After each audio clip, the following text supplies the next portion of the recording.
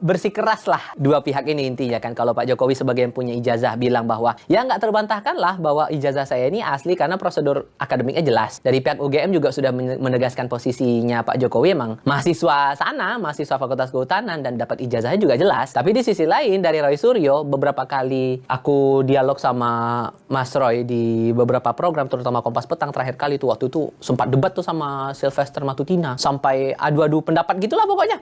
Mas, mereka kalau mau menuduh orang itu punya ijazah palsu harus punya bukti bahwa ini ijazah orang ini palsu. Justru tahun berapa? Sorry. Justru ijazahnya keluarin dulu.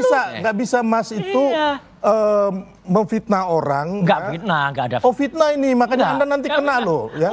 310 311 itu kena itu. Kuncian yang aku dapat dari perspektifnya Roy Suryo, identik itu belum tentu asli, identik belum tentu autentik. Makanya dia masih tetap yakin kalau barang ini masih harus dibuktikan lagi lebih detail. Jadi itu satu. Dan yang kedua, si Roy Suryo juga bilang, kok nggak transparan nih pengusutannya sama polisi, proses identifikasinya kayak gimana, analisis forensiknya kayak gimana terhadap ijazahnya Pak Jokowi. Nggak pernah tuh terbuka uji tintanya pakai prosedur apa, uji kertasnya pakai prosedur apa, apalagi. Ya pokoknya hal-hal yang dirasa menurut Roy Suryo dan teman-teman itu kayaknya masih belum detail dan transparan. Terlebih pas konvers itu Roy tetap minta bahwa ijazah asli yang udah kembali di tangan Pak Jokowi ditunjukkan lagi, menunjukkan bahwa ini barang asli atau enggak. Tapi kan kemarin pas konvers cuma ada tampilan di layar aja terus sama foto halaman depan skripsinya Pak Jokowi, lembar pengesahan, sama foto ijazahnya aja. Cuma data digital lah gitu, fotonya aja di layar, tapi nggak ditunjukin ke khalayak kalau itu barangnya asli atau enggak. Makin ragu lah mereka ini. Jadi poinnya mereka, ya udah kita akan nunggu sampai ke persidangan aja, tapi mereka tetap dengan perspektifnya mereka bahwa ya barang ini diragukan keasliannya, ijazah Pak Jokowi ini gitu. Nah, atas proses yang dianggap serampangan oleh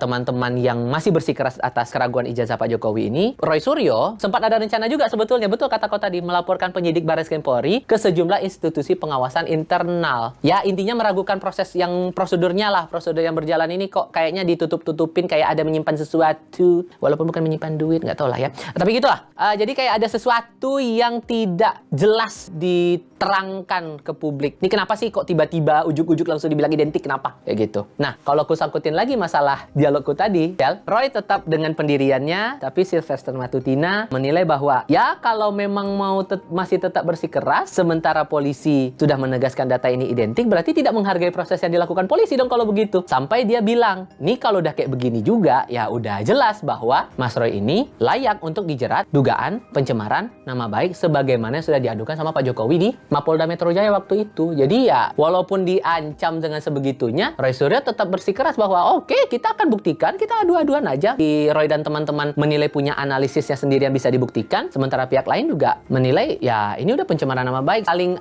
mengadu pendapat perspektif lagi. Jadi ya kemana arahnya itu yang aku tidak tahu, we'll see gitu.